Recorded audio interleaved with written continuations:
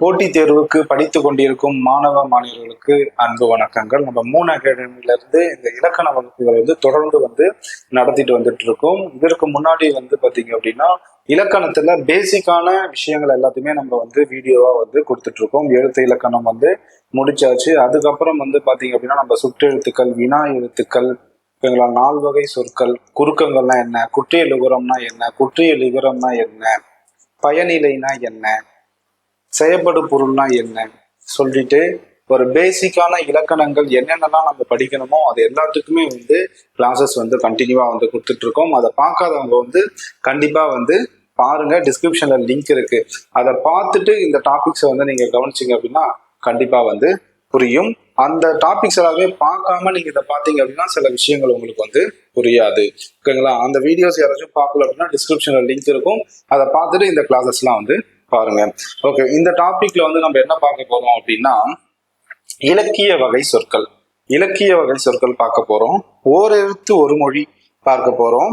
அடுத்தது பகுபத இலக்கணம், பகுபதா இலக்கணம். ஓகேங்களா? பகுபதம், பகாபதம், அந்த இலக்கண வகைகள் நம்ம என்னன்னு சொல்லிட்டு பார்க்க போறோம். அதுக்கப்புறம் தொழில் பெயர்கள் என்ன அப்படின்றத பார்க்க போறோம். இதுல இருக்கக்கூடிய டாபிக்ஸ் உங்களுக்கு நல்லாவே புரியும். ஓகேங்களா? இப்போ இந்த இலக்கிய வகை சொற்கள், இந்த இலக்கிய வகை சொற்கள் நம்ம பார்க்கறதுக்கு முன்னாடி நம்ம இலக்கண வகை சொற்கள் அப்படின்றத ப்ரீவியஸ் கிளாஸ்ல நம்ம பார்த்திருந்தோம். இலக்கண வகை சொற்கள்னு இருக்கு, இலக்கிய வகை சொற்கள்னு இருக்கு. அப்ப இலக்கிய வகை சொற்கள் தான் இன்னைக்கு நம்ம பார்க்க போறோம். இதற்கு முன்னாடி இலக்கண வகை சொற்கள் என்ன அப்படின்னா பெயர் சொல், வினைச்சொல், இடைச்சொல், உரிச்சொல் அப்படின்றத நம்ம பார்த்திருந்தோம். பெயர் சொல்னா பெயர்களை குறிக்கக்கூடியது, வினைச்சொல் அப்படின்னா ஒரு செயலை குறிக்கக்கூடியதா இருக்கக்கூடியது, இடைச்சொல் அப்படின்னா பெயர் சொல்லையும் வினை சொல்லையும் சார்ந்து வரக்கூடியதா இருக்கு, உரிச்சொல் அப்படின்னா பெயர் சொல்லையும் வினை சொல்லையும் மிகைப்படுத்தி வரக்கூடியதா இருக்கிறது தான் நம்ம இந்த இலக்கண வகை சொற்கள்ல முன்னாடியே பார்த்திருந்தோம். அதையும் பாருங்க.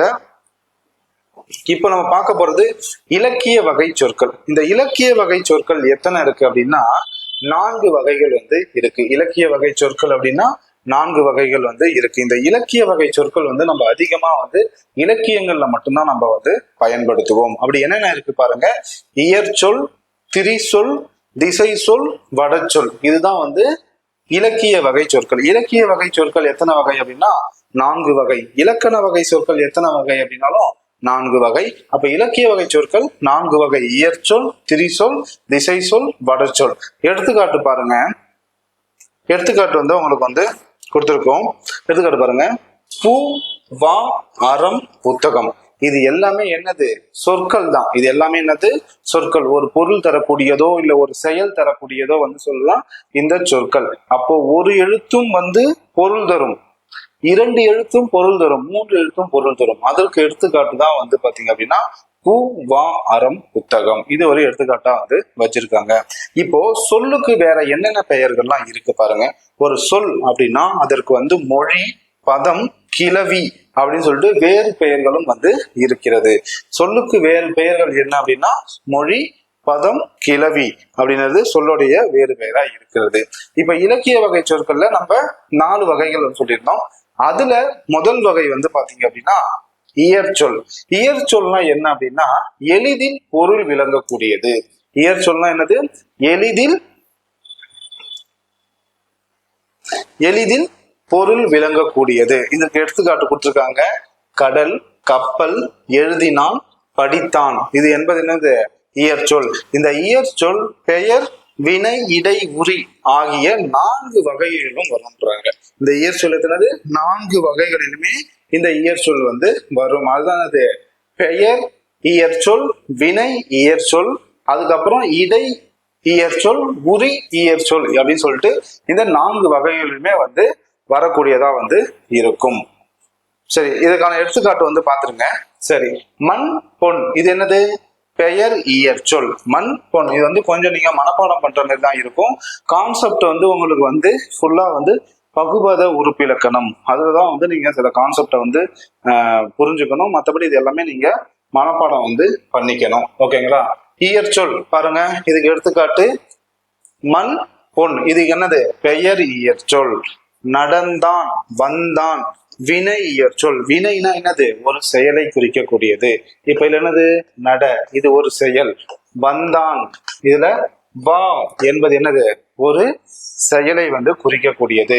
அதே மாரி இடை இயற்சொல். இடை இயற்சொல் அப்படின்னா அவனை, அவனால் அப்படின்றத ஞாபகம் வச்சுக்கோங்க. இது மாதிரி அவனை, அவனால் அப்படின்லாம் வர்றது வந்து பாத்தீங்க அப்படின்னா இயற்சொல். மாநகர், மாநகர் என்பது என்னது? உரிச்சொல். இது எல்லாத்தையுமே நம்ம என்ன பண்ணிருந்தோம்?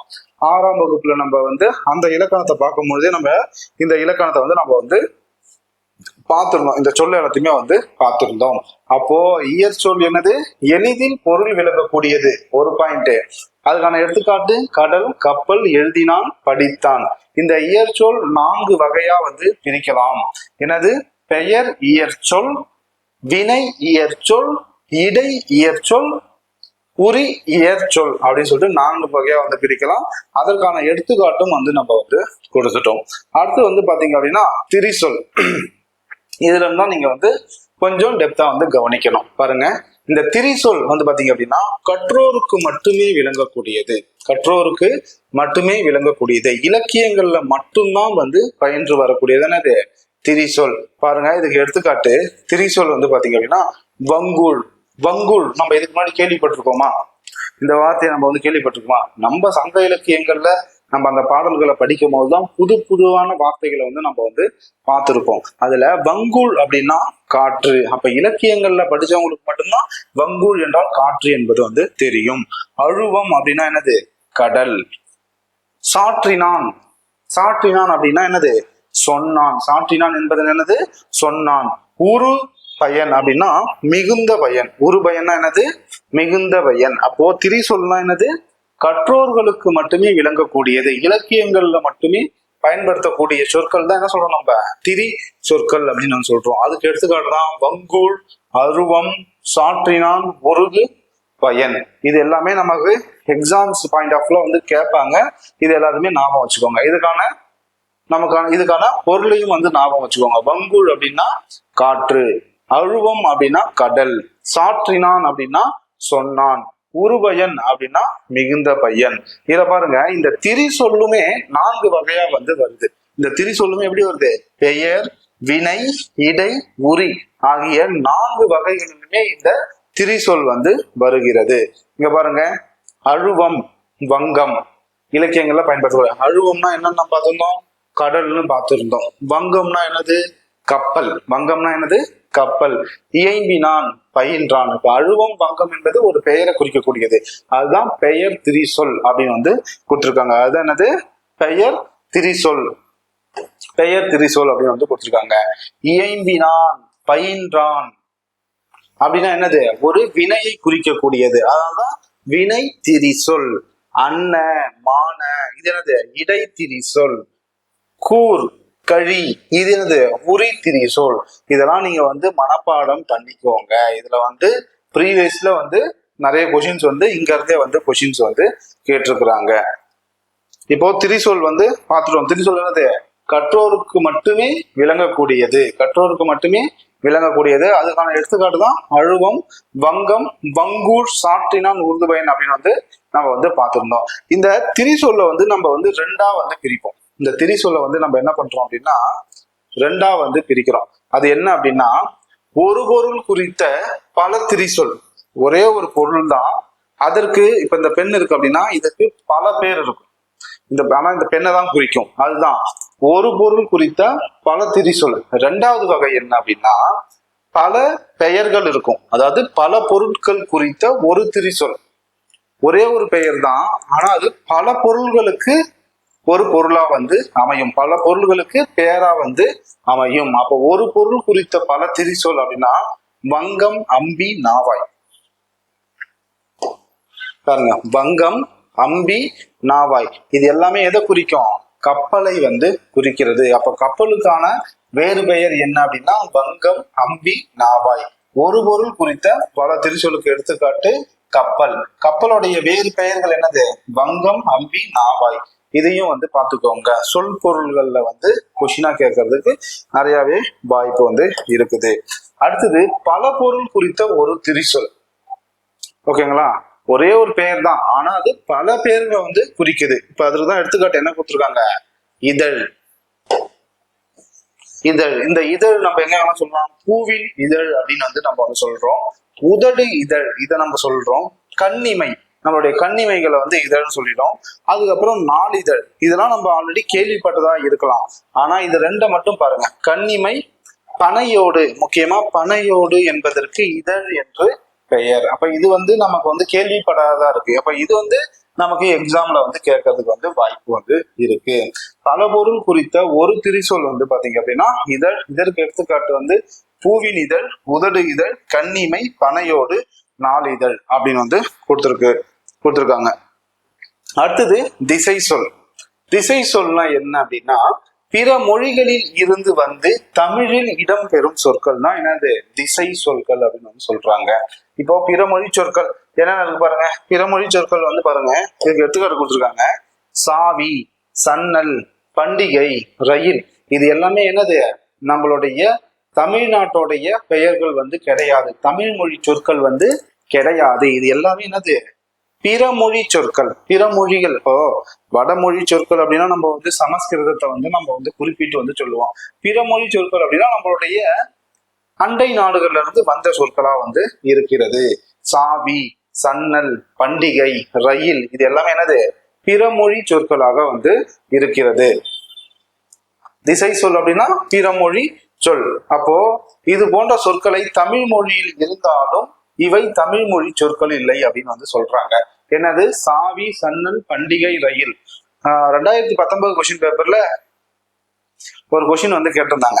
மகிழ்ச்சி, மகிழ்ச்சி அது எந்த மகிழ்ச்சின்ற பாருங்க, மன்னிப்பு, மன்னிப்பு என்ற வார்த்தை எந்த மொழி சொல்லு அப்படின்னு சொல்லிட்டு வந்து 2019 வந்து அந்த கொஸ்டின் பேப்பர்ல வந்து குரூப் 2ல கேட்டிருந்தாங்கன்னு நினைக்கிறேன்.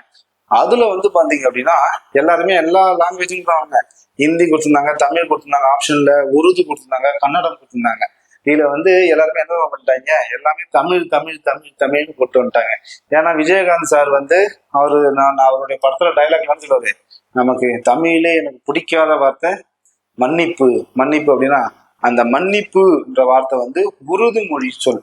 இது மாரி நம்ம தமிழ் மொழின்னு சில வார்த்தைகளை வந்து நம்ம வந்து நினைச்சிட்டு இருப்போம், ஆனா அது தமிழ் மொழியை சார்ந்தது கிடையாது. இதுல பாருங்க, சாவி, சன்னல், பண்டிகை, ரயில், இதெல்லாம் வந்து என்னது நம்ம தமிழ் மொழி சொற்கள் வந்து கிடையாது. அது பாருங்க, தமிழ் மொழி சொற்களை போலவே இருக்கும், ஆனால் அது தமிழ் மொழி சொற்கள் வந்து இல்லை. அடுத்து வந்து பாருங்க, அடுத்த பாயிண்ட், இந்த திசை சொல்லி வந்து பாருங்க, முற்காலத்தில் பாண்டிய நாட்டை தவிர தமிழ்நாட்டுல பிற பகுதிகளிலும் வழங்கிய பேர் தான் என்னது கேணி.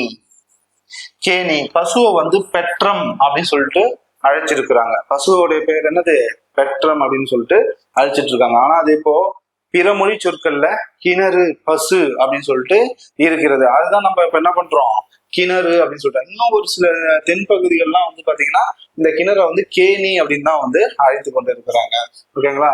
முற்காலத்தில் பாண்டிய நாட்டை தவிர தமிழ்நாட்டின் பிற பகுதிகளிலும் வழங்கிய பெயர் தான் என்னது கேணி, பெற்றம். கேணி என்றால் கிணறு, பெற்றம் என்றால் பசுவை வந்து குறிக்கக்கூடியது.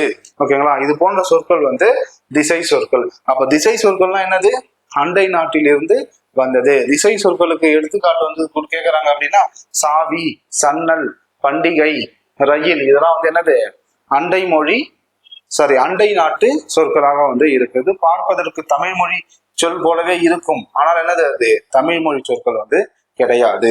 அடுத்து வந்து பாத்தீங்க அப்படின்னா இலக்கிய வகை சொல், வடச்சொல். அடுத்து என்னது வடச்சொல். நம்ம வந்து இயற் சொல் பார்த்தோம், திரி சொல் பார்த்தோம், அப்புறம் திசை சொல் பார்த்தோம். இப்ப வந்து வட சொல் வந்து பாக்குறோம். இந்த வட சொல் அப்படின்னா நம்ம எதை குறிக்கும், சமஸ்கிருதத்தை தான் வந்து குறிக்கும். இந்த சமஸ்கிருதத்தை வந்து பாத்தீங்க அப்படின்னா நமக்கு நிறைய வார்த்தைகள் வந்து தமிழ்ல வந்து அப்படியே வந்து டங்கிலீஷ் ஆயிட்டு வந்திருக்கும். அதை வந்து தற்சமம், தற்பவம் அப்படின்னு சொல்லிட்டு 2 வகையா வந்து பிரிப்பாங்க. அப்போ நம்ம வந்து இயற் சொல்ல இயல்பாகவே வரக்கூடியது இலக்கிய வகைகள்ல நம்ம 4 வகையா பிரிக்கிறோம். இயற் சொல், திரி சொல், திசை சொல், வடச்சொல் அப்படின்னு சொல்லிட்டு 4ஆ பிரிக்கிறோம். இயற் சொல் வந்து பாத்தீங்க அப்படின்னா நம்ம இயல்பாகவே சொல்லக்கூடியது, அதை பார்த்தாலே ஆன்சர் பண்ணிடுவோம். ஆனா திரி சொல் என்னது கற்றோருக்கு மட்டுமே விளங்கக்கூடியதா வந்து இருக்கிறது. அதுக்கு எடுத்துக்காட்ட பார்த்தோம். திசை சொல், அதற்கும் வந்து என்ன திசை சொல் என்னது, பிற நாட்டு அண்டை நாட்டிலிருந்து வரக்கூடிய சொற்களை வந்து நம்ம தமிழ் சொற்களா வந்து பயன்படுத்திட்டு இருக்கோம். ஆனால் அது தமிழ் சொற்கள் கிடையாது. அடுத்ததா வந்து இந்த திரி சொல்லிலே வந்து பாத்தீங்க அப்படின்னா நமக்கு ரெண்டா பிரிக்கிறாங்க. என்னது, ஒரு பொருள் குறித்த ஒரே ஒரு பொருளை குறித்த பல பெயர்கள், பல பெயர்களை குறிக்கக்கூடிய ஒரு பெயர்கள் அப்படின்னு சொல்லிட்டு ரெண்டு வகையா வந்து பிரிச்சிருந்தாங்க. அதே போல இந்த வட சொல்லையும் தற்சமம் தற்பவம் அப்படின்னு சொல்லிட்டு ரெண்டு வகையா வந்து பிரிச்சிருப்பாங்க. அதை வந்து பாருங்க. இந்த வடச்சொல் வந்து பாத்தீங்கன்னா வடமொழியில் இருந்து வந்தது. எந்த வடமொழியானது, நம்ம சமஸ்கிருதம் தான் வந்து சொல்லுவோம். ஓகேங்களா. தமிழ் இடம்பெறும் சொற்கள் நம்ம வந்து வடச்சொற்கள். சமஸ்கிருத எழுத்து தமிழ்ல இடம்பெற்றிருக்கு, அதை வந்து நம்ம வடச்சொற்கள் அப்படின்னு வந்து சொல்றோம். இதற்கு எடுத்துக்காட்டு பாருங்க. வருடம், வருடம், மாதம், கமலம், விடம், சக்கரம், இதெல்லாம் என்னது, நம்மளுடைய தமிழ் சொற்கள் கிடையாது. இது எல்லாமே என்னது, வடமொழி சொற்கள். இதெல்லாம் கேட்பான். கேட்டுட்டு நம்ம என்ன பண்ணோம், மாதம் நம்மளுடைய தமிழ் சொல்லலாம் கிடையாது, இது சமஸ்கிருத சொல்லு, நம்ம தமிழ் சொல்லு நினைச்சிட்டு இருக்கோம். வருடம் இது தமிழ் சொல்லா இல்ல, சமஸ்கிருத சொல்லு. ஓகேங்களா. அதுக்கு ஏத்த மாதிரி நமக்கு வந்து இப்ப வந்து மாறி வந்து வந்திருக்கிறது. இந்த வட சொற்களை வந்து ரெண்டாக வந்து பிரிக்கிறாங்க. வட சொல் என்ன பண்றாங்க, ரெண்டா வந்து பிரிக்கிறாங்க. தற்சமம் தற்பவம். இது ப்ரீவியஸ்ல வந்து கேட்டது. தற்சமம்னா என்ன, தற்பவம்னா என்ன, அதாவது உங்களுக்கு ஈஸியா ஞாபகம் வச்சுக்கிற மாதிரி சொல்றேன் பாருங்க. இது ஏன்னா கன்ஃபியூஸ் ஆகும். நீங்க படிக்கிற மாதிரி படிக்கும் போது உங்களுக்கு ஈஸியா புரிஞ்சிடும். ஆனா நீங்க எக்ஸாம் இடத்துல போறப்போ வந்து பாத்தீங்க அப்படின்னா கன்ஃபியூஸ் ஆகும். தற்சமம், இந்த சமம் என்ற வார்த்தை இருக்குங்களா, சமம், இந்த சமம் என்ற வார்த்தை அப்படியே ஆச்சுங்க. என்ன வடமொழியில என்ன ஒரு வார்த்தை இருக்கிறதோ அது அப்படியே தமிழ் மொழியில சொல்லுது. அப்படியே தங்கிலீஷ்ல நம்ம பேசுறோம் பாத்தீங்களா, அதுதான் வந்து சமம், தற்சமம். ஓகேங்களா. அதே தற்பவம் அப்படின்னா வடமொழியில இருக்கக்கூடிய சொற்களை நம்ம தமிழ் மொழியில நமக்கு ஏத்த மாரி மாற்றுவதுதான் வந்து தற்பவம். ஓகேங்களா. தற்சமம்னா என்னது, அங்க இருக்கக்கூடிய வார்த்தைய அப்படியே இங்க அப்படியே எழுதுறோம், அப்படியே நம்ம சொல்றோம். தற்பவம் அப்படின்னா அங்க இருக்கக்கூடிய வார்த்தைகளை தமிழ் மொழியில மாற்றி எழுதுகிறோம். இதுதான் வந்து முக்கியம். தற்சமம் தற்பவம். இந்த தற்சமத்திற்கான எடுத்துக்காட்டை வந்து பாருங்க. வடமொழியில் இருப்பது போலவே தமிழில் எழுதுவது தற்சமம். இந்த தற்சமத்திற்கான எடுத்துக்காட்டு வந்து பாத்தீங்க அப்படின்னா கமலம், அலங்காரம். கமலம், அலங்காரம். இந்த கமலம் அப்படின்னா என்னது, இது பூவை குறிக்கக்கூடியது. பூவுன்னு சொல்லிட்டு குறிப்பா சொல்லணும் அப்படின்னா தாமரை. பூவுன்னு சொல்லிட்டு குறிக்கக்கூடியது என்னது, தாமரை பூவை வந்து குறிக்கக்கூடியது. அலங்காரம், இதெல்லாம் வந்து என்னது, வடமொழி சொற்கள்லயும் அலங்காரம் தான், இதுலயும் வந்து அலங்காரம் தான், தமிழ் மொழியிலும் அலங்காரம் தான். ஓகேவா. அடுத்தது இந்த தற்பவம். இந்த தற்பவம் வந்து பாத்தீங்கன்னா வடமொழி சொற்களை தமிழில் மாற்றி எழுதுவது. தமிழில் மாற்றி எழுதுவது நான் சொல்லியிருந்தேன் இல்லையா, லட்சுமி என்பதை லக்குமி அப்படின்னு சொல்லிட்டு நம்ம வந்து மாற்றி எழுதுகிறோம். தமிழ் மொழிக்கு ஏற்றவாறு மாற்றி வந்து எழுதுகிறோம். விஷம் என்பதை விடம் அப்படின்னு சொல்லிட்டு மாத்தி வந்து நம்ம வந்து எழுதுகிறோம். ஓகேங்களா. சோ இதுதான் வந்து பாத்தீங்க அப்படின்னா இலக்கிய வகை சொற்கள். இலக்கிய வகை சொற்கள் எத்தனை, 4. இது ரொம்ப ஈஸி தான், ரொம்ப ஈஸி. உங்களுக்கு புரியணும்னதுக்காக நான் நோட்ஸ் தான் எடுத்து உங்களுக்கு வந்து அதை வந்து ஃபுல்லா வந்து எக்ஸ்பிளைன் வந்து பண்றோம். ஒரே வார்த்தை சொல்லணும் அப்படின்னா இந்த இலக்கிய வகை சொற்கள் 4 வகை தான். இலக்கிய வகை சொற்கள் 4 வகைகள். இயற் சொல், திரி சொல், திசை சொல், வடச்சொல். இந்த இயற் சொல் என்பது என்னது, இயல்பாகவே நம்ம சொல்லக்கூடிய எழுத்துக்கள், நம்மளுடைய பேச்சு வழக்குல இருக்கக்கூடிய எழுத்துக்களை தான் நம்ம என்ன சொல்றோம், இயற் சொற்கள் அப்படின்னு வந்து சொல்றோம். 2வது திசை சொல், திரி சொல். திரி சொல்னா என்னது, கற்றோருக்கு மட்டுமே விளங்கக்கூடியது. கற்றோருக்கு மட்டுமே விளங்கக்கூடியது என்னது, திரி சொல். இந்த திரி சொல்ல வந்து நம்ம 2 வகையா குறிக்கிறோம், 2 வகையா வந்து குறிப்பிடுறோம். அந்த 2 வகை என்னன்னா, ஒரு பொருள் குறித்த பல திரிசொல், பல பொருள் குறித்த ஒரு திரிசொல் அப்படின்னு வந்து குறிக்கிறோம். அதுக்கான எடுத்துக்காட்டும் நம்ம வந்து பார்த்துருந்தோம். ஓகேங்களா. அதுக்கான எடுத்துக்காட்டும் வந்து பார்த்தோம். அடுத்தது திசை சொல். திசை சொல்ல அண்டை நாடுகளில் இருந்து வரக்கூடிய எழுத்துக்களை வந்து நம்ம சொற்களை வந்து பார்த்துருந்தோம். ஓகேங்களா. இதெல்லாம் வந்து திசை சொல்களா வந்து இருக்கிறது. அடுத்தது வந்து வடச்சொல். வடச்சொல் என்னது, நம்ம சமஸ்கிருதத்தை தழுவி வரக்கூடியது. இந்த வடச்சொல்ல நம்ம என்ன பண்றோம், 2ஆ பிரிக்கிறோம். தற்சமம் தற்பவம். தற்சமம் என்பது என்னது, அங்க இருக்கக்கூடிய வார்த்தையும் இங்க இருக்கக்கூடிய வார்த்தைகளும் சேமா ப்ரொனன்சியேஷன் பண்ணதுதான் தற்சமம். தற்பவம் அப்படின்னு என்னது, அங்க இருக்கக்கூடிய எழுத்தை நம்ம தமிழ் மொழிக்கு மாற்றி எழுதுவது தற்பவம். அவ்வளவுதான், முடிஞ்சு போச்சு. இலக்கிய வகை சொற்கள் முடிஞ்சிச்சு. ஓகேவா, அடுத்தது பார்க்கலாம். இதற்கு வந்து கொஞ்சம் பயிற்சி வினாக்கள் அப்படின்னு சொல்லிட்டு உங்களுக்கு வந்து கொண்டு வந்திருக்கேன். இதை பார்த்தீங்கன்னா உங்களுக்கு இது வந்து புரியும். இந்த கொஸ்டினுக்குலாம் ஆன்சர் பண்ணீங்கன்னா உங்களுக்கு வந்து புரியும். ஓகேவா, இந்த பயிற்சி வினாக்கள் வந்து ஒரு 5-4 வினாக்கள் இருக்கு. இதை வந்து பாருங்க, இதுக்கு நீங்களே ஆன்சர் பண்ணிடுங்க. பயிற்சி வினாக்கள்ல வந்து பாருங்க, எல்லோருக்கும் எளிதில் பொருள் விளங்கும் சொல் எது? இயற் சொல்லா, திசை சொல்லா, திரி சொல்லா, வட சொல்லா அப்படின்றதுல எது ஆப்ஷன் வரும்? ஓகேங்களா, எல்லோருக்கும் எளிதில் புரியக்கூடியது இயற் சொல். அடுத்து பாருங்க, பல பொருள் தரும் ஒரு சொல் எது? பல பொருள் தரும் ஒரு சொல் எது? அதுக்கு எடுத்துக்காட்டு வந்து சொல்லுங்க. வடமொழி என்று அழைக்கப்படும் மொழி எது? வடமொழி என்று அழைக்கப்படக்கூடிய மொழி எது அப்படின்னா இந்த கிளாஸஸை பார்த்துட்டு இருக்கோங்க, நீங்க என்ன பண்ணலாம், கமெண்ட்ஸ்ல வந்து சொல்லலாம். அடுத்து வந்து பாருங்க, இயற் சொல், திரி சொல், திசை சொல், வட சொல் இதற்கான எடுத்துக்காட்டு. இயற் சொல்னா என்ன, திரி சொல்னா என்ன, திசை சொல்னா என்ன, வட சொல்னா என்ன அப்படின்றத வந்து நீங்க வந்து கீழே வந்து கமெண்ட்ஸ்ல, நான் கொஸ்டினும் கொடுத்துட்டேன், ஆன்சரும் கொடுத்துட்டேன். இப்போ நான் சொன்னது எல்லாத்தையுமே நீங்க புரிஞ்சுக்கிட்டீங்க அப்படின்னா இதுக்கு என்ன பண்ணலாம், நீங்க ஆன்சர் வந்து பண்ணலாம். அடுத்தது வந்து பாத்தீங்க அப்படின்னா கீழே ஒரு சப் டாபிக், காலம் 3 வகைப்படும். காலம் என்னது, 3 வகைப்படும். காலம் என்னது, 3 வகைப்படும். இறந்த காலம், நிகழ்காலம், எதிர்காலம். இது எல்லாருக்குமே உங்களுக்கு ஆல்ரெடி தெரிஞ்சதுதான். இருந்தாலும் ஜஸ்ட் இந்த லெசனுடைய கீழேயே, இந்த இலக்கிய வகை சொற்களுடைய கீழேயே வந்து பாத்தீங்கன்னா இது வந்து கனெக்ட் ஆயிருக்கு. அதனால இது வந்து லைட்டா வந்து பார்த்துடலாம். இறந்த காலம். இறந்த காலம் வந்து பாருங்க, இறந்த காலம் என்னது, இறந்த காலம், நிகழ்காலம், எதிர்காலம்.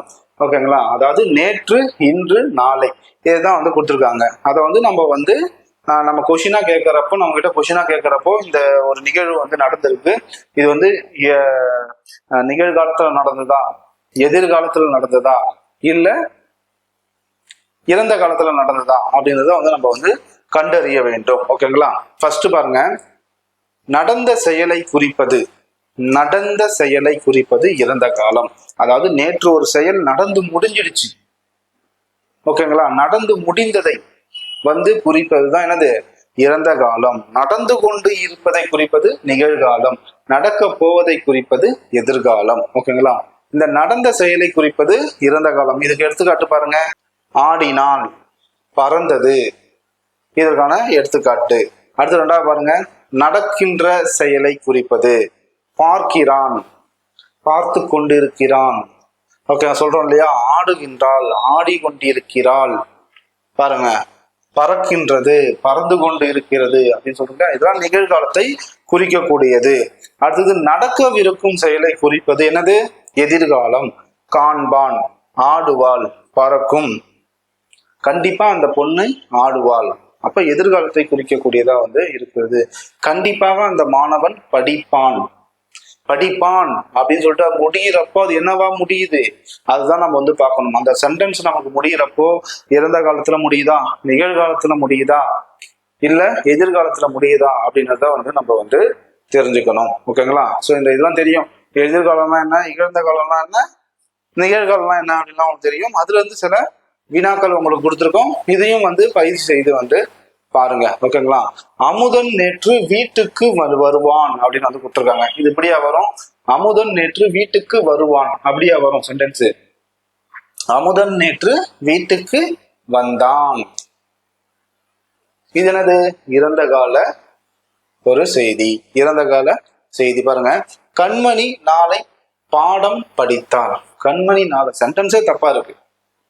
ஓகே, சென்டென்ஸே வந்து தப்பா இருக்கு. இதை வந்து மாற்றி வந்து எழுதுங்க. இது மாரிதான் நமக்கு குரூப் 4 எக்ஸாம்ஸ்ல வந்து கொஷின்ஸ் வந்து கேட்பாங்க. பாருங்க, கண்மணி நாளை பாடம் படித்தால், மாடுகள் இப்பொழுது புல் மேயும், ஆசிரியர் நாளை சிறு தேர்வு நடத்தினார், நாங்கள் நேற்று கடற்கரைக்கு செல்கிறோம் அப்படின்னு சொல்லிட்டு வந்து கொடுத்துருக்குறாங்க. அப்போ இதற்கு நீங்க 5க்கும் கரெக்டாக நீங்க ஆன்சர் பண்ணீங்க, கரெக்டா ஒர்க் அவுட் பண்ணீங்க அப்படின்னா உங்களுக்கு எதிர்காலம்னா என்ன, நிகழ்காலம்னா என்ன, இறந்த காலம்னா என்ன அப்படின்றது வந்து உங்களுக்கு என்னதுக்கு புரிஞ்சிருக்கு அப்படின்றது வந்து பொருள்படும். இதையும் வந்து நீங்க கமெண்ட்ல வந்து சொல்லலாம். அடுத்து வந்து பாருங்க, ஓர் எழுத்து ஒரு மொழி. ஓர் எழுத்து ஒரு மொழி, இதை வந்து நீங்க வந்து பாருங்க.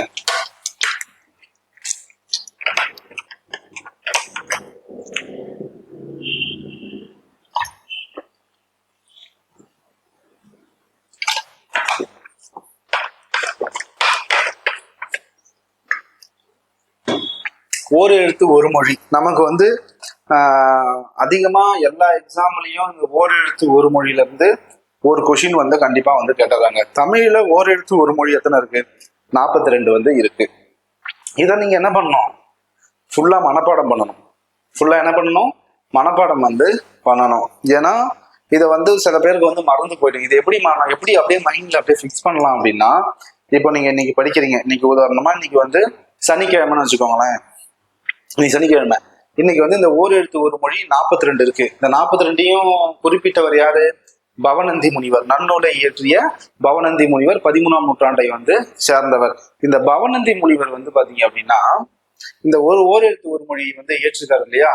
இந்த ஓர் எழுத்து ஒரு மொழியை வந்து நம்ம எப்படி ஞாபகம் வச்சுக்கிறது அப்படின்னா, இன்னைக்கு சனிக்கிழமை அப்படின்னா இன்னைக்கு இந்த 42ஐயும் ஒரு வாட்டி படிச்சிருங்க, ஒரு வாட்டி எழுதி பார்த்துருங்க.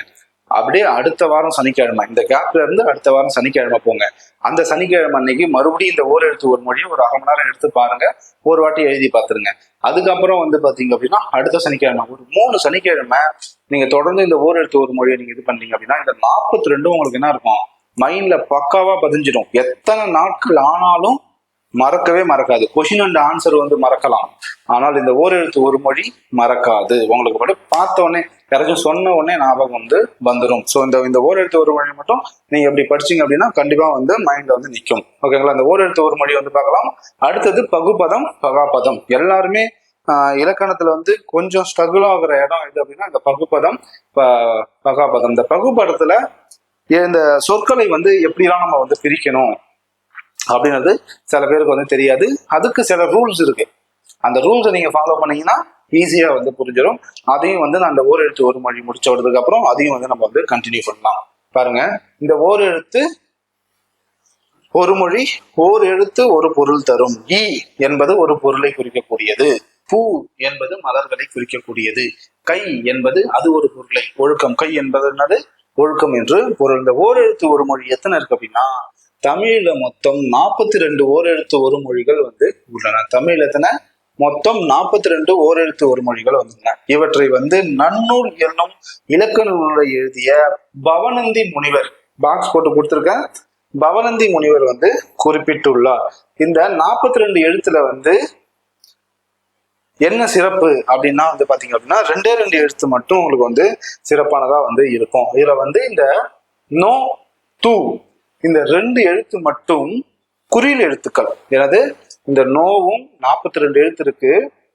இதுல இந்த 2 எழுத்து நோவும் தூவும் மட்டும் வந்து பாத்தீங்க அப்படின்னா குறில் எழுத்துக்கள். மிச்சமுள்ள 40 எழுத்தும் நெடில் எழுத்துக்கள். மிச்சமுள்ள 40 எழுத்தும் என்னது? நெடில் எழுத்துக்கள். ஓகேங்களா? இந்த நோ என்பது என்ன? எதை குறிக்கக்கூடியது? துன்பத்தை குறிக்கக்கூடியது, நோயை குறிக்கக்கூடியது அப்படின்னு வந்து சொல்லுவாங்க. அப்போ 42 எழுத்துல என்ன ஸ்பெஷல் அப்படின்னா 2 எழுத்து மட்டும் என்னது? குறில் எழுத்து, ஒரு மாத்திரை அளவு. மீதமுள்ள 40 எழுத்துக்களும் நெடில் எழுத்து, 2 மாத்திரைகளை குறிக்கக்கூடியதா வந்து இருக்கிறது. இந்த ஓர் எழுத்து ஒரு மொழி எத்தனை இருக்கு? 42 இருக்கு. அது என்னன்னு சொல்லிட்டு பார்த்துடலாமா? இங்க பாருங்க. ஆ அப்படி என்றால் பசு. ஈ அப்படி என்றால் என்னது? கொடு. ஈகை புறநானூற்றுல வந்து சொல்லியிருப்பாங்க. ஈகை அப்படின்னா என்னது? நமக்கு கொடு. பாருங்க. ஊ அப்படின்னா இறைச்சி. ஏ அப்படின்னா அன்பு. ஐ அப்படின்னா தலைவன். ப்ரீவியஸ்ல கேட்டது. ஐக்கான ஓர் எழுத்து ஒரு மொழி என்ன? ஐ என்பது எதை குறிக்கக்கூடியது? தலைவன். ஐ என்றால் யாரு? தலைவனை குறிக்கக்கூடியது. கா அப்படி என்றால் சோலை. கா என்றால் எதை குறிக்கக்கூடியது? சோலை குறிக்கக்கூடியது. அடுத்து பாருங்க. கூ அப்படி என்றால் பூமியை குறிக்கக்கூடியது. கை அப்படி என்றால் ஒழுக்கம். இதுக்கு ஷார்ட்கட் போட்டு படிச்சுக்கலாமா? நிறைய பேர் இந்த ஓர் எழுத்து ஒரு மணிக்கு ஷார்ட்கட் போட்டு படிப்பாங்க. ஷார்ட்கட் மறந்துச்சுன்னா எல்லாம் காலி ஆயிடும். படிச்சது எல்லாமே என்ன போயிடும்? மறந்து வந்து போயிடும். அப்ப கூ என்பது பூமியை குறிக்கும், கை என்பது ஒழுக்கத்தை வந்து குறிக்கும், கோ என்பது என்னது அரசனை குறிக்கும், சா அப்படின்னா இறந்து போ, சாதல் இறந்து போ, கோ அப்படின்னா அரசன், ஐ அப்படின்னா தலைவன். அதை வந்து ஞாபகம் வச்சுக்கோங்க. அடுத்தது 11 பாருங்க, சி சி அப்படின்னா இகழ்ச்சி, சி அப்படின்னா இகழ்ச்சி. நீங்க ஒவ்வொரு வார்த்தைக்குமே கனெக்ட் ஆகும். அதனாலதான் நான் 3 சனிக்கிழமை படிங்கன்றேன்.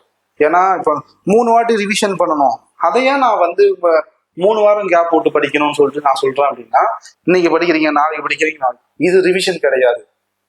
ஓகேங்களா? மறந்து போகக்கூடிய ஒரு விஷயத்தை நம்ம திரும்ப செய்யும் போதுதான் அது நமக்கு மைண்ட்ல பதியும். அப்போ ஒரு வாரம் நீ இன்னைக்கு படிக்கிற, திங்க செவ்வாய் புதன்ல இருந்து வேற ஒரு சப்ஜெக்ட் படிப்ப, நம்ம முன்னாடியே படிச்சது மறந்து போகும். அப்போ ஃபர்ஸ்ட் படிச்சதை நீ எப்படி ஞாபகம் வச்சுப்ப? ரிவிஷன் பண்ணணும். அப்போ ஒரு வார காலகட்டத்துல தான் நீங்க இந்த ஓரெழுத்து ஒரு மொழின்னு நான் சொல்ல விரும்பல, பொதுவா நீங்க படிக்கக்கூடிய எல்லா சப்ஜெக்டையுமே அப்படிதான் வந்து ரிவிஷன் பண்ணணும். ஓகேங்களா? அடுத்து வந்து சே சே அப்படின்றால் உயர்வு, சோ அப்படின்னா என்னது மதில், சோ அப்படின்னா என்னது மதில், தா அப்படின்னா கொடு, தா அப்படின்னு சொல்லிட்டு கேட்கறேன். பாத்தீங்களா? ஒண்ணுமே இல்லை. இந்த மாதிரி ஓரெழுத்து ஒரு மொழி கொஸ்டின்ஸ் உங்களுக்கு கேட்கறாங்கன்னா கொஞ்சம் யோசிங்க. எக்ஸாம் ஹால்ல கொஞ்சம் யோசிங்க, இதுக்கு என்ன பொருள், என்ன கனெக்ட் ஆகும், ஏதாச்சும் கனெக்ட் ஆகுதான்னு சொல்லிட்டு யோசிச்சீங்கனாலே நீங்க என்ன பண்ணலாம், ஈஸியா வந்து ஆன்சர் வந்து பண்ணிடலாம். தா அப்படின்னா கொடு, தீ அப்படின்னா நெருப்பு, தூ அப்படின்னா தூய்மை, தே அப்படின்னா கடவுள் தெய்வம், தை அப்படின்னா தைத்தல், தை என்றால் என்னது தைத்தல், நா அப்படின்னா நாவு, நீ அப்படின்னா முன்னிலை உரிமை, நீ அப்படின்னா என்னது முன்னிலை, நமக்கு முன்னாடி இருக்கும் இல்லையா, நீ நீங்கள் அப்படின்னு சொல்லிட்டு கரெக்ட் ஆகும். நே அப்படின்னா அன்பு, நை அப்படின்னா இழிவு, நோ அப்படின்னா வறுமையை குறிக்கக்கூடியது. நம்ம 23 பாத்திரம். அடுத்து 24 பாருங்க.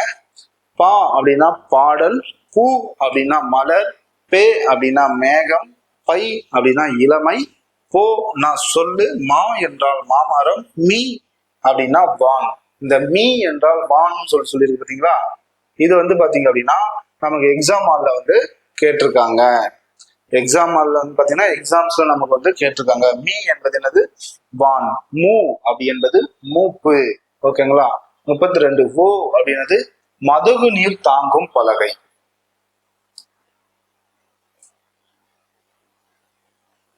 மதகு நீர் தாங்கும் பலகை. இது ரீசெண்டா நமக்கு எக்ஸாம்ல வந்து கேட்டது. அடுத்து பாருங்க, மே அப்படின்னா அன்பை குறிக்கக்கூடியது, மை அப்படின்னா அஞ்சனம், கண்ணுக்கு வைக்கக்கூடிய நம்ம சொல்றோம் இல்லையா மை, அந்த அஞ்சனத்தை குறிக்கக்கூடியது. மோ அப்படின்னா மோதல், யா அப்படின்னா அகலம், யா அப்படின்னா அகலம், வா அப்படின்னா அழைத்தல், வி அப்படின்னா மலர்.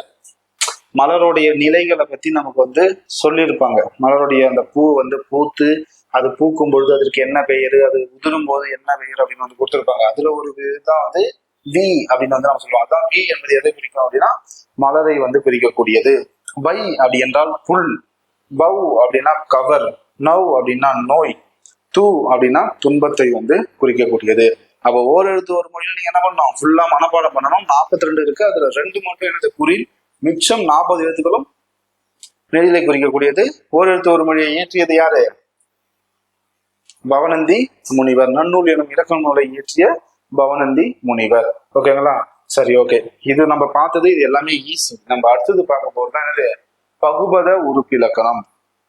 இந்த பகுபதம்னா என்ன அப்படின்றத வந்து கொஞ்சம் பொறுமையா தெளிவா கவனிச்சிங்க அப்படின்னா உங்களுக்கு வந்து புரியும். ஒரு சில விஷயத்த நல்லா ஸ்ட்ராங்கா திருப்பி நீங்க ஞாபகம் வச்சுக்கிட்டீங்கன்னா இது உங்களுக்கு ஈஸியா வந்து புரிஞ்சிடும். அது என்னன்னு சொல்லிட்டு பார்க்கலாமா? பாருங்க, பகுபதம். இந்த பகுபதம்னா என்ன அப்படின்னா, ஒரு சொல் இருக்கு, அந்த சொல்ல எந்த அளவுக்கு உங்களால பிரிக்க முடியுமோ அதுதான் பகுபத உறுப்பிலக்கணம். பகுக்கணும், அந்த ஒவ்வொரு எழுத்தா வந்து பகுக்கணும். அதற்குன்னு சில பெயர்கள், சில லெட்டர்ஸ் எல்லாமே, சில சொற்கள்லாம் வந்து இருக்கிறது. அதை வந்து பார்க்கலாம். பாருங்க, இப்ப எடுத்துக்காட்டு வந்து கொடுத்துருக்காங்க பாருங்க. பகுபதம், வேலன் படித்தான். என்ன கொடுத்துருக்காங்க? வேலன் படித்தான்.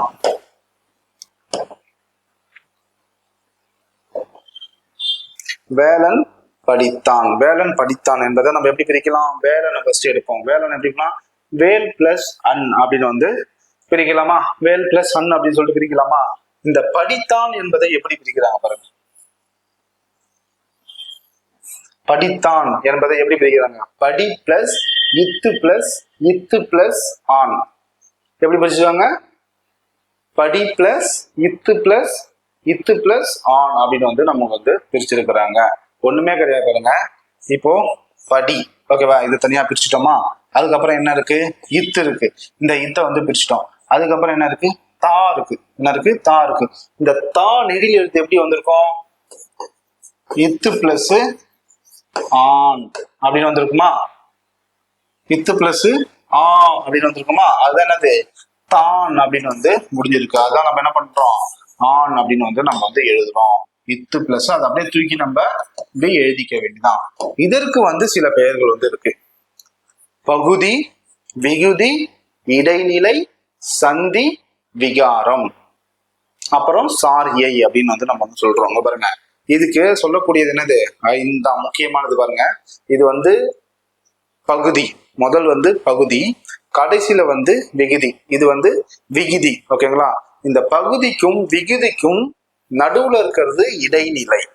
பகுதிக்கும் விகுதிக்கும் நடுவுல இருக்கிறது இடைநிலை. ஓகேங்களா? இந்த பகுதிக்கும் இடைநிலைக்கும் நடுவுல இருக்கிறது வந்து பாத்தீங்கன்னா சந்தி. இந்த இடைநிலைக்கும் விகுதிக்கும் நடுவில் இருக்கிறது சாரியை. இந்த லெட்டர்ஸ் சாரியை. ஓகேங்களா?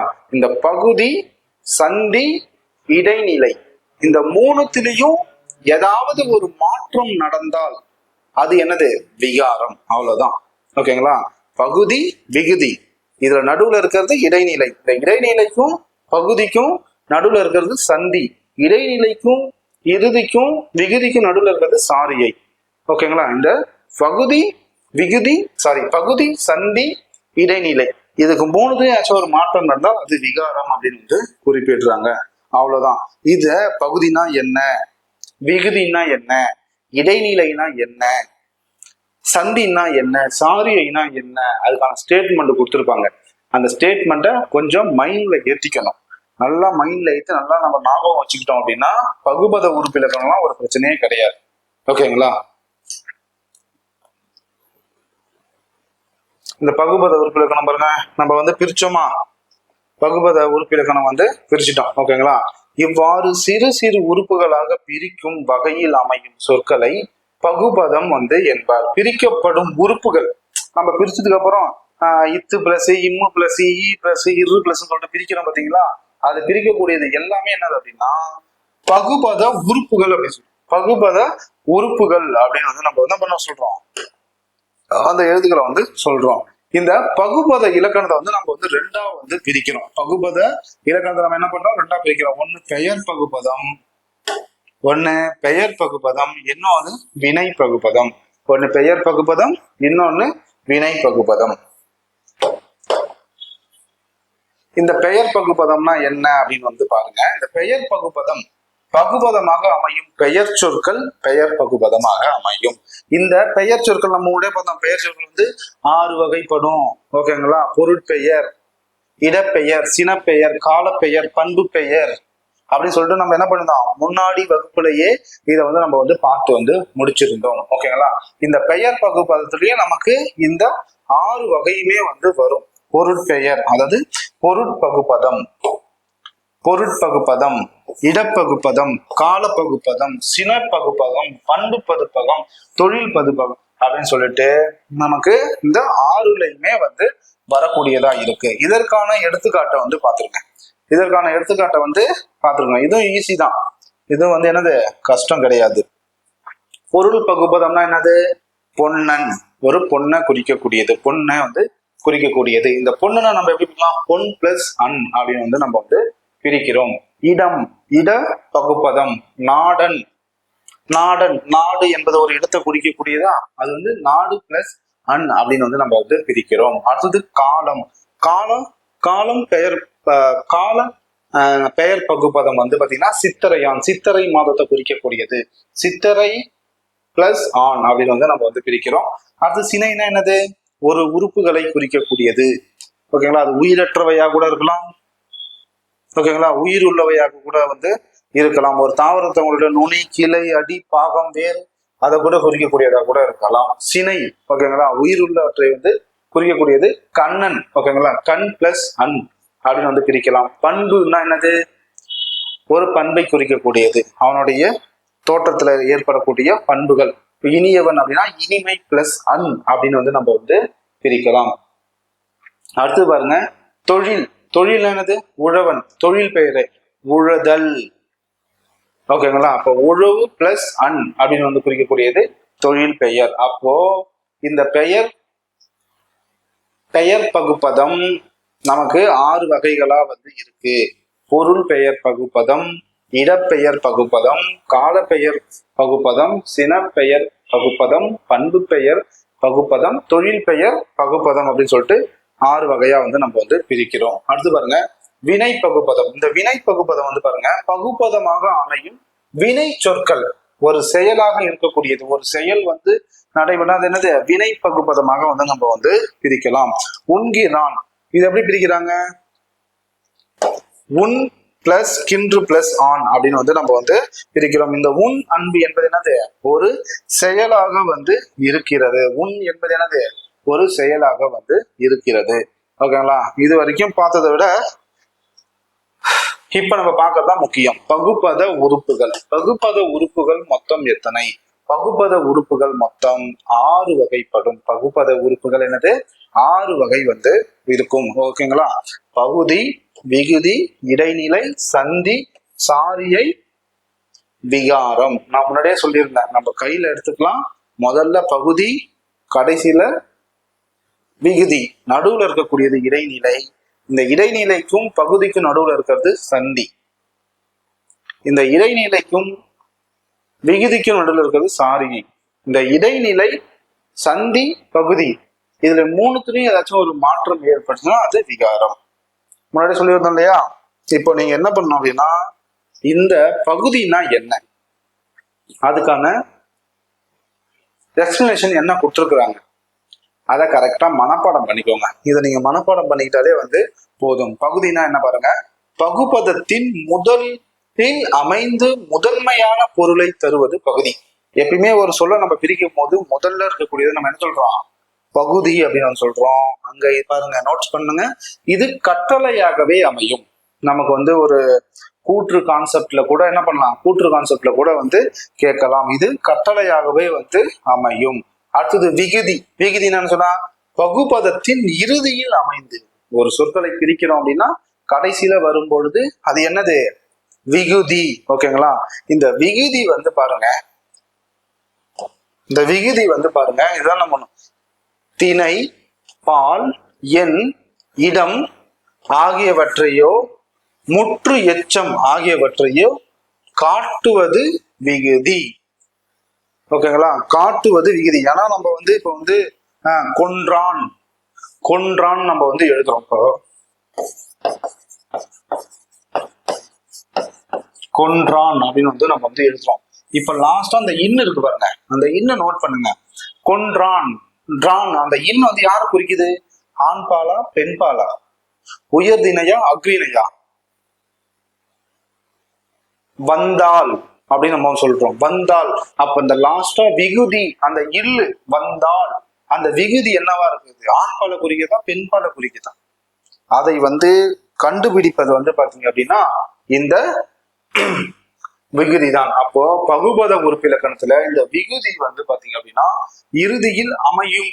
அப்படி அமையும் பொழுது திணை, பால், எண், இடம். ஓகேங்களா, பால் நமக்கு 5 வகை இருக்கு. திணை என்னது, உயர்திணை அக்ரிணைன்னு சொல்றோம். எண்ணா என்னது, நமக்கு வந்து தன்மை ஒருமை அப்படின்னு வந்து சொல்றோம். நம்ம இடம்னா என்ன நம்ம வந்து குறிக்கிறோம், இடம்னா வந்து நமக்கு வந்து முன்னிலை. ஓகேங்களா, தன்மை, முன்னிலை, படற்கை அப்படின்னு வந்து குறிக்கிறது என்னது, இடம் ஆகியவற்றையோ இல்ல முற்று எச்சம் ஆகியவற்றையோ காட்டுவது இந்த விகுதி. அப்ப விகுதின்றத கரெக்டா வந்து ஞாபகம் வச்சுக்கோங்க. பகுதினா என்னது, நமக்கு கட்டளையாக அமையும், முதலில் வரக்கூடியது. அடுத்தது வந்து பாருங்க, இடைநிலை. இடைநிலையை கவனிங்க. பகுதிக்கும் விகுதிக்கும் இடையில் அமைந்து காலம் அல்லது எதிர்மறையை காட்டும். நோட் பண்ணுங்க, நோட் பண்ணுங்க. காலம் மற்றும் எதிர்மறையை காட்டுவது இடைநிலை. காலம் மற்றும் எதிர்மறையை காட்டுவது நமக்கு இடைநிலை. அடுத்து வந்து சந்தி. சந்தி சந்தி பாருங்க, சந்தி பெரும்பாலும் பகுதிக்கும் இடைநிலைக்கும் இடையே இடம்பெறும் மெய்யெழுத்து. இதுக்கு இது ஒரு கீ பாயிண்ட். சந்தி என்பது என்னவா இருக்கும்? மெய்யெழுத்தாக மட்டும்தான் இருக்கும். இது கீ பாயிண்ட், நோட் பண்ணிக்கோங்க. சந்தி என்பது என்னது? மெய்யெழுத்தாக மட்டும்தான் வந்து இருக்கும். அதுக்கு நான் ஒரு 2-3 எக்ஸாம்பிள்ஸ் எல்லாம் உங்களுக்கு நான் கொடுக்குறேன், அதை நீங்க வந்து பாருங்க. ஓகேங்களா? அடுத்து வந்து பாருங்க, சாரியை. இடைநிலைக்கும் விகுதிக்கும் இடையே இடம்பெறும் ஒரு அசை சொல். சாரியை என்பது என்னது? ஒரு அசை சொல். ஓகேங்களா?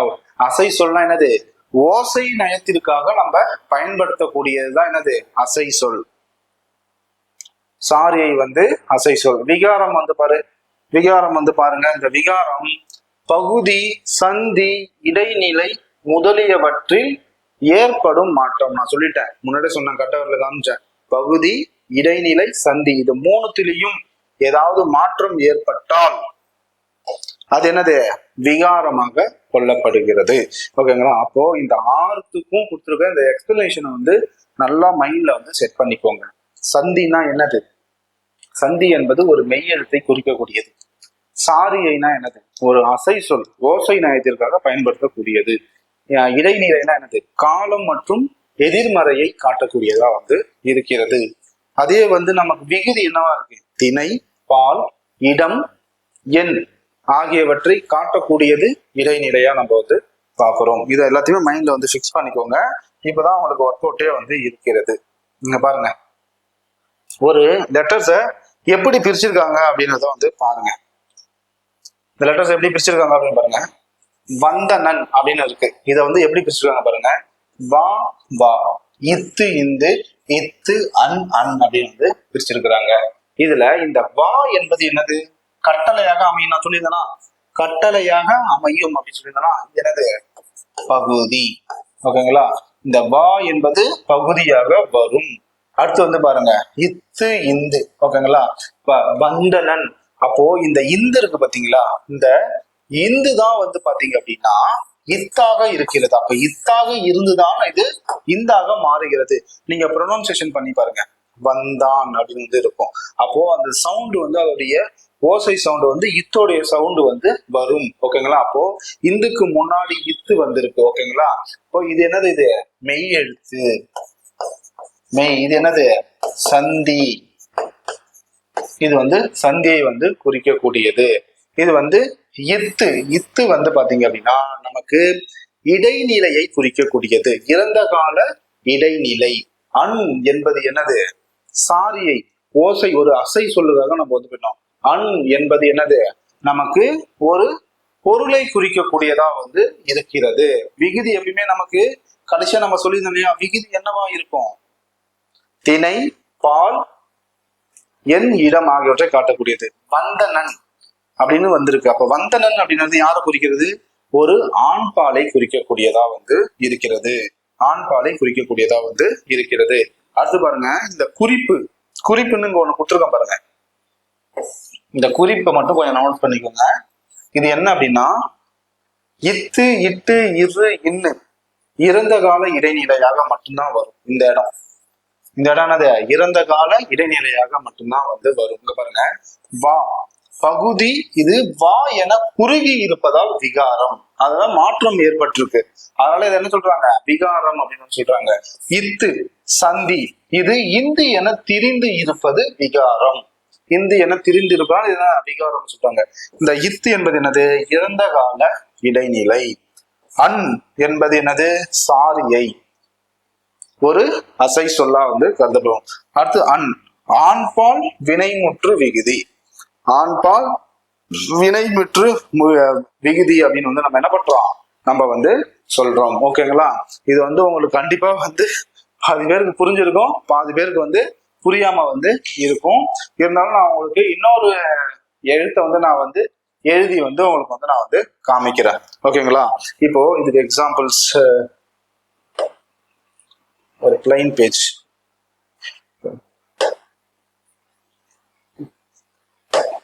இப்போ எக்ஸாம்பிள்ஸ் வந்து நான் இங்கே எழுதுறேன். மகிழ்ந்தோர். இது நம்ம எப்படி பிரிக்கலாம் பாருங்க. மகிழ்ந்தோர், மகிழ்ந்தோர். இதை நம்ம எப்படி பிரிக்கலாம்? இதை கொஞ்சம் பிரிக்க கத்துக்கணும். நிறைய எக்ஸாம்பிள்ஸ் வந்து நம்ம பார்த்தோம் அப்படின்னா இது வந்து நமக்கு வந்து பிரிக்க வந்து தெரிஞ்சிடும். ஓகேங்களா? இப்ப நான் எப்படி பிரிக்கணும்னா மகிழ் பிளஸ் மகிழ்ந்தோர். அப்போ மகிழ்ந்த இத்து வருது, அப்ப இந்த. ஓகேங்களா? அடுத்தது இந்தோர் வருது. இந்த தோர் எப்படி வரும்? மகிழ்ந்தோர். இந்த தோரை நம்ம எப்படி பிரிக்கலாம்? இத்து பிளஸ் ஓர் அப்படின்னு வந்து நம்ம பிரிக்கலாமா? அப்போ இது இத்து பிளஸ் ஓர் அப்படின்னு சொல்லிட்டு வரும். மகிழ்ந்தோர் அப்படின்னு இப்படிதான் நம்ம வந்து பிரிக்கலாம். மகிழ் பிளஸ் இத்து பிளஸ் ஓ அப்படின்னு சொல்லிட்டு வரும். அப்போ இந்த முதலில் வரக்கூடியது நம்ம என்ன சொல்றோம்? பகுதி. முதலில் வரக்கூடியது என்ன சொல்றோம் நம்ம? பகுதி. இந்த இடத்துல இந்த இந்துக்கு முன்னாடி இத்து வரும். இந்து வந்தாலே நீங்க சப்போஸ் எனக்கு சார் இது எனக்கு புரிய மாட்டுது அப்படின்னு வச்சுக்கோங்களேன், நீங்க ஷார்ட்டா ஞாபகம் வச்சுக்கோங்க. இந்து வந்தாலே அதற்கு முன்னாடி இத்து வரும் அப்படின்னு ஞாபகம் வச்சுக்கோங்க. ஓகேங்களா? அந்த இத்து வந்து சந்தியாக வரும், இந்த இந்து வந்து விகாரமாக வரும். இந்த இத்து வந்து என்ன இருக்கும்? இறந்த கால இடைநிலையாக தான் இருக்கும். இறந்த கால இடைநிலையா தான் வந்து இருக்கும். இந்த ஓர் வந்திருக்கு, இது என்னவா வரும்? விகுதி. இந்த ஓர் மகிழ்ந்தோர் அப்படின்னு வந்திருக்கு இல்லையா? இது வந்து என்னவா வரும் நமக்கு? நல்லா யோசிச்சு பாருங்க. இதுல ஏதாச்சும் ஆண் பால் பெண் பால் ஏதாச்சும் புரியுதா? மகிழ்ந்தோர்னா யாரு? ஒரு கூட்டத்தை சொல்றாங்க. மகிழ்ந்தோர் அப்படின்னா ஒரு கூட்டத்தை வந்து சொல்கிறார்கள். அப்ப மகிழ்ந்தோர் அப்படின்னா என்னது? பலர்பால் வினைமுற்று விகுதி அப்படின்னு வரும். என்ன வரும்? பலர்பால் வினைமுற்று விகுதி அப்படின்னு வந்து வரும். ஓகேங்களா? இப்படிதான் நீங்க வந்து கொஞ்சம் போட்டு பிராக்டிஸ் பண்ணீங்க அப்படின்னா உங்களுக்கு வந்து வந்துடும். இந்த இத்து வந்தாலே இறந்த கால இடைநிலை. அதுக்குதான் நாங்க கீழே கொடுத்துருக்கோம் பாருங்க. குறிப்புன்னு கொடுத்துருக்கோம்னா இத்து இட்டு இரு இன்னு இது வந்தாலே இறந்த கால இடைநிலை. ஓகேங்களா? கண்டிப்பா இந்த பகுபத உறுப்பிலக்கணம் உங்களுக்கு கண்டிப்பா கொஞ்சம் ஒரு 50% புரிஞ்சிருக்கும்னு நினைக்கிறேன். திரும்பி மறுபடியும் ஒர்க் அவுட் பண்ணி பாருங்க. இதுக்கான லெட்டர்ஸ் பிரிச்சு பாருங்க. உங்களுக்கு கண்டிப்பா வந்து ஒரு ஐடியா கிடைக்கும். ஆனா கண்டிப்பா அந்த பகுபத உறுப்பிலக்கணங்களுடைய அந்த எழுத்துக்கள் இருக்கு பாத்தீங்களா, அதை வந்து கொஞ்சம் மைண்ட்ல ஏத்திக்கோங்க. இடைநிலைனா என்ன, சந்தினா என்ன, பகுதினா என்ன அப்படின்றதெல்லாம் அந்த மைண்ட்ல நீங்க ஃபுல்லா மனப்பாடம் பண்ணி ஞாபகம் வச்சுக்கிட்டீங்க அப்படின்னா உங்களுக்கு ஈஸியா வந்து பிரிச்சிடலாம். ஓகேங்களா? சரி, பகுபதம் முடிஞ்சது. அடுத்தது என்னது? பகாபதம். அது என்ன சார்? பகாபதம். அந்த பகாபதம்னா என்னதுன்னா பகுக்க முடியாத சொற்கள். பகுபதம்னா பகுக்கக்கூடிய சொற்கள். பகாபதம் அப்படின்னா பிரிக்க முடியாத சொற்கள். அதுதான், சொற்களை சிறு சிறு உறுப்புகளாக பிரிக்க முடியாதவை பகாபதம். இதற்கு எடுத்துக்காட்டு மரம், கழனி, உன், எருது அப்படின்னு சொல்லிட்டு வந்து கொடுத்தாங்க. மரம் அப்படின்றத பிரிக்க முடியாது, கழனி என்பதை பிரிக்க முடியாது, உன் என்பதை பிரிக்க முடியாது. ஓகேங்களா? அடுத்து என்ன சொல்றாங்க? இவை அடிச்சொல். இவை என்னது? அடிச்சொல் அல்லது வேறு சொற்களாக இருக்கும். இந்த பகாபதம் என்னவா இருக்கும்? அடிச்சொல்லா இருக்கும். அப்படி இல்லை அப்படின்னா வேறு சொல்லாக வந்து இருக்கும். இந்த பகாபதமும் பெயர் பகாபதம், வினை பகாபதம், இடை பகாபதம், உரி பகாபதம் என 4 வகை சொற்களாலும் வந்து பகாபதங்கள் உண்டு அப்படின்னு வந்து சொல்றாங்க. எப்படி பகுபதத்துல வந்து நமக்கு வந்து 6 வகைகள் வந்துச்சோ அதே மாரி இதுலயும் வந்து 4 வகைகள் பெயர், வினை, இடை, உரி அப்படின்னு சொல்லிட்டு வருகிறது. இதற்கு எடுத்துக்காட்டு பாருங்க. இதற்கு எடுத்துக்காட்டு பெயர் பகாபதம். பெயர் பகாபதம்னா பாருங்க, எடுத்துக்காட்டு நிலம், நீர், நெருப்பு, காற்று. வினை பகாபதம் ஒரு செயலை குறிக்கக்கூடியது. நட, வா, படி, வாழ் அப்படின்னு சொல்றதுலாம் என்னது? ஒரு வினையை குறிக்கக்கூடியது. இடை பகாபதம் மண், கொள், தில், போல். இதெல்லாம் மனப்பாடம் பண்ணி வச்சுக்கோங்க. இந்த இடை பகாபதம், உரி பகாபதம், உரு, தவ, நனி, கை, இதெல்லாம் வந்து மனப்பாடம் வந்து நல்லா மைண்ட்ல வந்து ஏத்தி வச்சுக்கோங்க. ஓகேங்களா? சரி, அப்ப பகுப்பதம்னா என்னது? பகுக்கக்கூடியது. பகாபதம்னா பகுக்க முடியாத சொற்கள். சரி, இங்க வந்து உங்களுக்கு வந்து பயிற்சி வினாக்கள் அப்படின்னு சொல்லிட்டு வந்து கொடுத்துருக்கேன். இது வரைக்கும் நான் நடத்துனது உங்களுக்கு புரிஞ்சுது அப்படின்னா கண்டிப்பா இதுக்கு வந்து நீங்க ஆன்சர் பண்ணலாம். நன்னூலின் படி தமிழில் உள்ள ஓரெழுத்து ஒரு மொழி எண்ணிக்கை என்ன? எத்தனை ஓரெழுத்து ஒரு மொழி எத்தனை இருக்குன்னு சொல்லியிருந்தேன். அதை வந்து கீழே கமெண்ட்ஸ்ல ஆன்சர் பண்ணுங்க. எழுதினான், எழுதினான் இது என்ன பகாப்பதம்? வினை பகாப்பதமா இல்ல பகாப்பதமா இல்ல பகுபதமா அப்படின்றத வந்து சொல்லுங்க. பெயர் பகாப்பதமா, வினை பகாப்பதமா, இல்ல உரி, இடை? ஸோ எனி ஆப்ஷன்ஸ் என்ன இருக்குன்னு சொல்லிட்டு நீங்க வந்து சொல்லுங்க. அடுத்து பாருங்க, பெயர் பகுப்பதம் எத்தனை வகைப்படும்? பெயர் பகுப்பதம் எத்தனை வகைப்படும்? கண்ணை மூடிட்டு ஆன்சர் சொல்லலாம், ஏன்னா ஃபுல்லா இது நடத்திருக்கேன். காலத்தை காட்டும் பகுபத உறுப்பு என்ன? கேட்டிருக்கான் பாத்தீங்களா? காலத்தை காட்டும் பகுபத உறுப்பு என்ன? பகுதியா, இடைநிலையா, சந்தியா, சாரியா? அந்த ஸ்டேட்மெண்ட்டை படிச்சீங்கன்னா இதுக்கு ஆன்சர் பண்ணலாம். ஓகே, அடுத்து பாருங்க, சரியானதை பொறுத்துக. பெயர் பகுப்பதம்னா என்ன? வினை பகுப்பதம்னா என்ன? இடை பகுப்பதம்னா என்ன? உரி பகாப்பதம்னா என்ன? ஆன்சர்ஸ் கொடுத்துருக்கேன். வாழ்ந்தான், மண், நனி, பெரியார். பெரியார் இது ஒரு பெயர், அப்ப என்ன வரும்? ஆன்சர் பண்ணுங்க. சரிங்களா? சரி, அடுத்து வந்து பாத்தீங்க அப்படின்னா இடம். இடம்னா வந்து கொஞ்சம் தெரிஞ்சுக்கோங்க. இடம் வந்து 3 வகைப்படும். இடம்னா என்னது? 3 வகைப்படும். தன்மை, முன்னிலை, படர்க்கை. தன்மை, முன்னிலை, படர்க்கை, இதுதான் வந்து இடம். தன்னை குறிப்பது தன்மை. தன்னை குறிக்கக்கூடியது, என்னை குறிக்கக்கூடியது தன்மை. இதுக்கு எடுத்துக்காட்டு வந்து பாருங்க, நான், நாம், நாங்கள், என், எம், எங்கள், இது எல்லாமே என்னது? தம்மை குறிக்கக்கூடியது. அடுத்து வந்து பாருங்க, முன்னால் இருப்பவரை குறிப்பது முன்னிலை. தன்னை குறிக்கக்கூடியது தன்மை. அப்போ இடம் 3 வகைப்படும். என்னது? தன்மை, முன்னிலை, படர்க்கை. இதுல ஏன் இதை நான் வந்து அடுத்த டாபிக்ஸ் தொழில் பெயர் போவதற்கு முன்னாடி ஏன் இதை நான் நடத்துறேன் அப்படின்னா, இந்த படர்க்கை வந்து ரொம்ப முக்கியம். படர்க்கைனா என்ன அப்படின்றத வந்து நீங்க வந்து தெரிஞ்சுக்கணும். ஓகேங்களா? தன்மை குறிக்கக்கூடியது தன்மை. நான், நாம், நாங்கள், என், எம், எங்கள். ஓகேங்களா?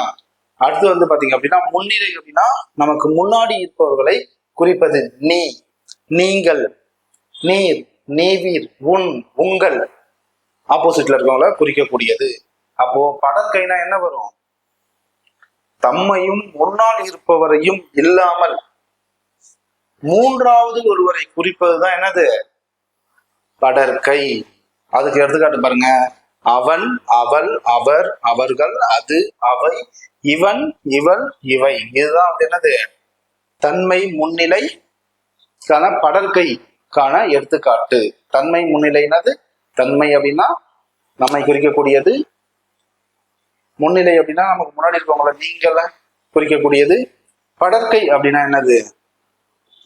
2 பேரையும் இல்லாம, முன்னாடி இருக்கவங்களையும் இல்லாம, தன்னையும் இல்லாம மூன்றாவது நபரை குறிக்கக்கூடியது என்னது? படற்கை. எடுத்துக்காட்டு என்னது? அவன், அவள், அவர்லாம் வந்து கொடுத்துருக்குறாங்க. ஓகேங்களா? இந்த மூவிட பெயர்களை அடிக்கோடிட்டு காட்டுங்க. 3 சொல்லிட்டோம். தன்மைனா என்ன, முன்னிலைனா என்னன்னா, படற்கைனா என்ன. அதுக்கு வந்து உங்களுக்கு வந்து ஒர்க் அவுட்டுக்காக சில கொஸ்டின்ஸ்லாம் வந்து வச்சிருக்கோம். ஓகேங்களா? எங்கள் வீட்டு நாய்க்குட்டி ஓடியது. 2வது கொஸ்டின், இவர்தான் உங்கள் ஆசிரியர். இவர்தான் உங்கள் ஆசிரியர். நீர் கூறுவது எனக்கு புரியவில்லை. எனக்கு அது வந்ததா என்று தெரியவில்லை. நீயே கூறு. இந்த 4 லெட்டர்ஸ் 4 சென்டென்ஸ் கொடுத்துருக்கேன். இதுல நீங்களே ஒர்க் அவுட் பண்ணி பாருங்க. இதுல தன்மை எங்க இருக்கு, படற்கை எங்க இருக்கு, முன்னிலை எங்க இருக்கு அப்படின்றத வந்து ஒர்க் அவுட் பண்ணி வந்து பாருங்க. ஓகேங்களா? அடுத்தது வந்து படற்கை மட்டும் ஞாபகம் வச்சுக்கோங்க. படற்கைன்னா என்னது? தன்னையும் குறிக்காம, ஆப்போசிட்ல இருக்கவனையும் குறிக்காம, மூன்றாவது நபரை குறிக்கிறது தான் என்னது? படற்கை. அந்த படற்கை வந்து எங்க முக்கியம் அப்படின்னா தொழில் பெயர்ல முக்கியம். அடுத்த டாபிக்ஸ் என்ன பார்க்க போறோம்? நம்ம தொழில் பெயர் வந்து பார்க்க போறோம்.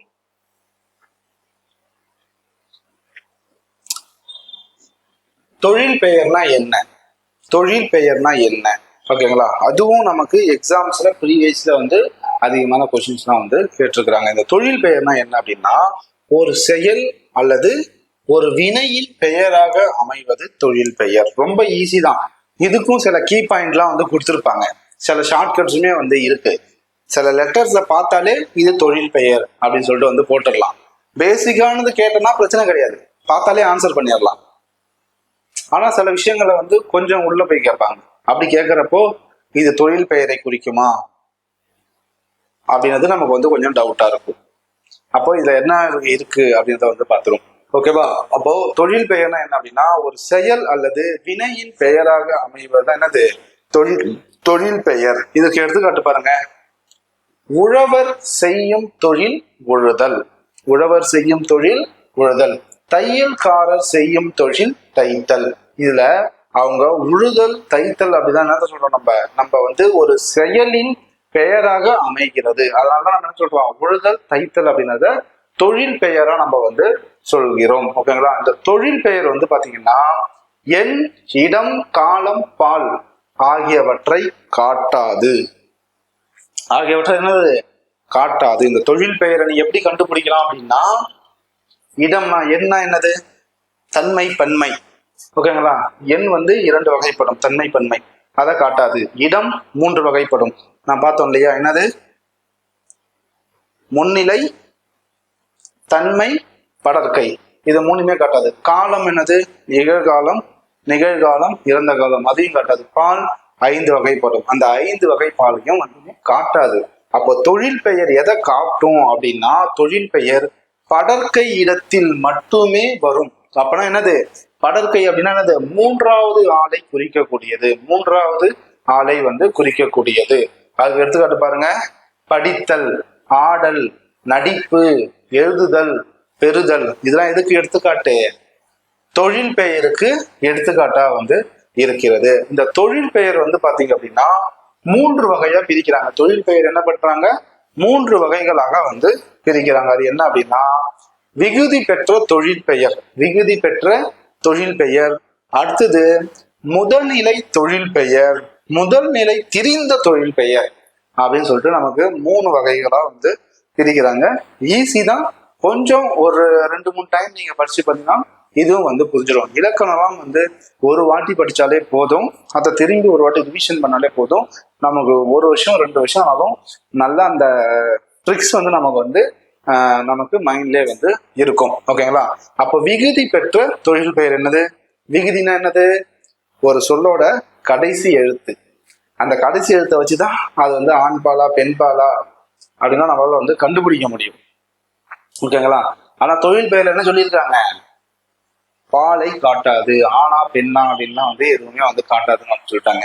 அப்போ விகுதி பெற்ற தொழில் பெயர் என்ன, அப்ப அந்த விகுதியை வைத்து சொல்லக்கூடியது. ஓகேங்களா? ஃபர்ஸ்ட் பார்ப்போம். விகுதி பெற்ற தொழில் பெயர் பாருங்க. எடுத்துக்காட்டு நடத்தல், உண்ணல், வாழ்வு, வாழ்க்கை.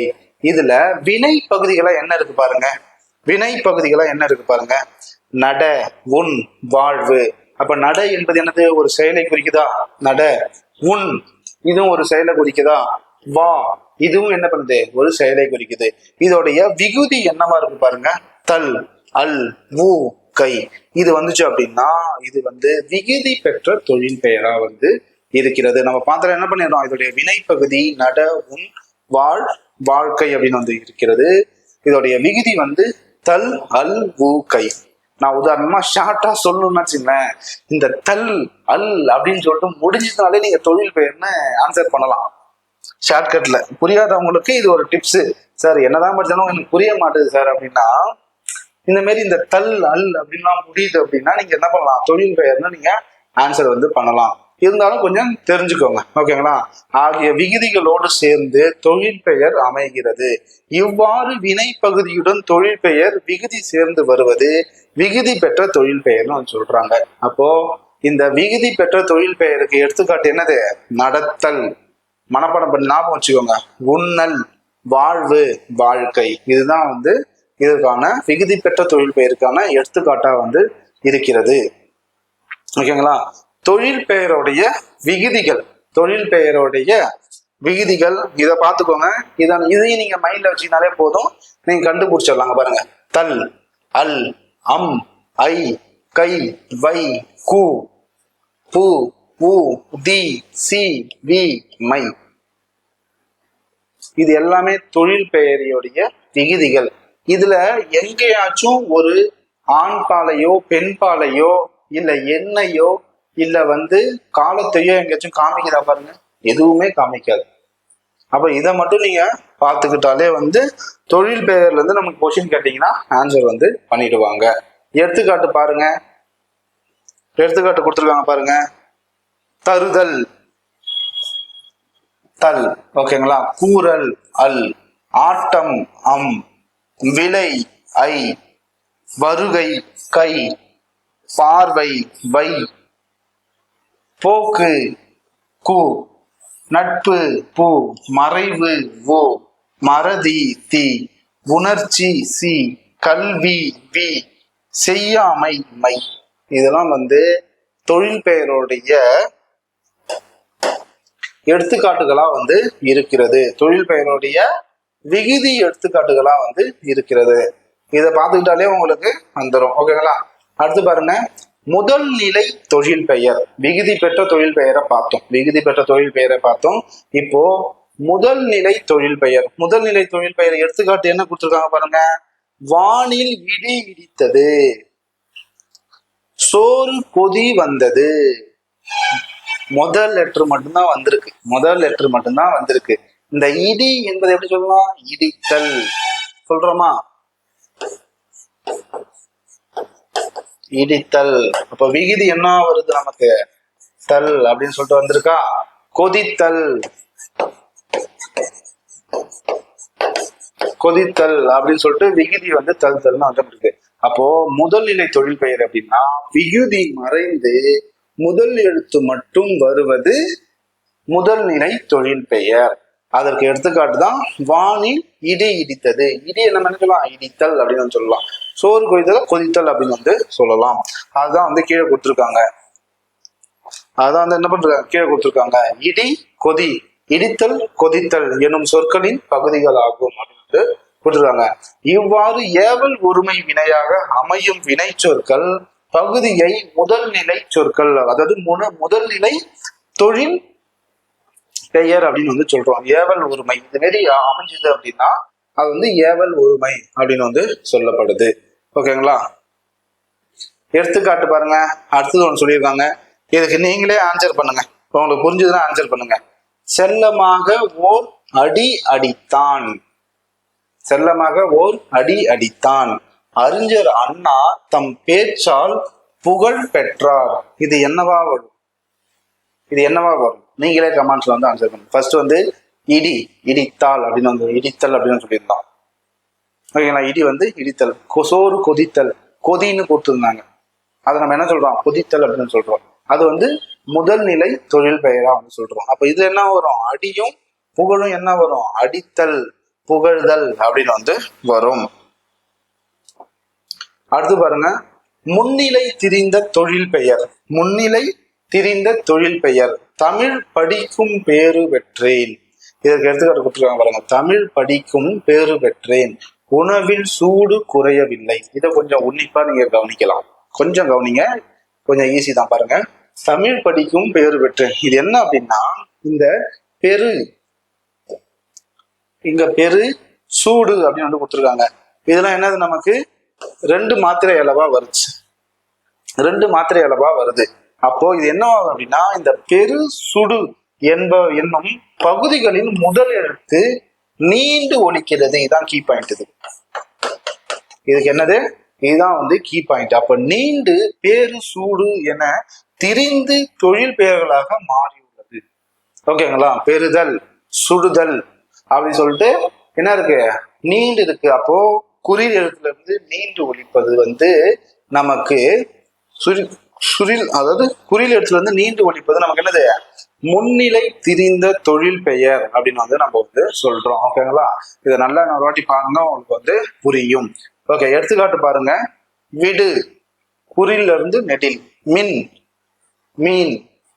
கொள், கொள்.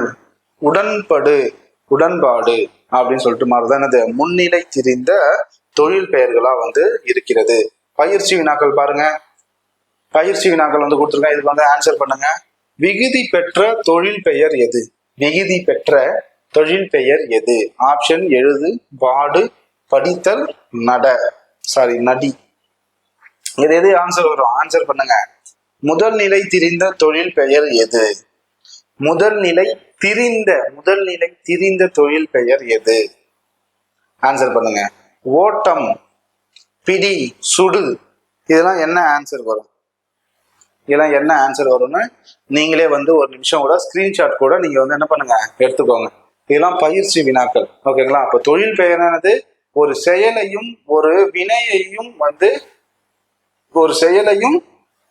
ஒரு வினையையும் பொறுத்து பெயராக அமைவது என்னது? நமக்கு தொழில் பெயராக வந்து இருக்கிறது.